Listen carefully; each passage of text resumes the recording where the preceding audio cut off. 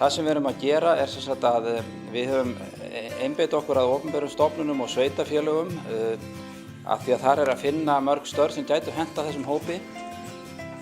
Við höfum búin að opna gátt á okkar vef þannig að þau störf sem verða til hægt að skrá beint á vefinn og svo byrjar okkar fólk að reyna að miðla í störfin og finna atvinnuleitendur sem passa.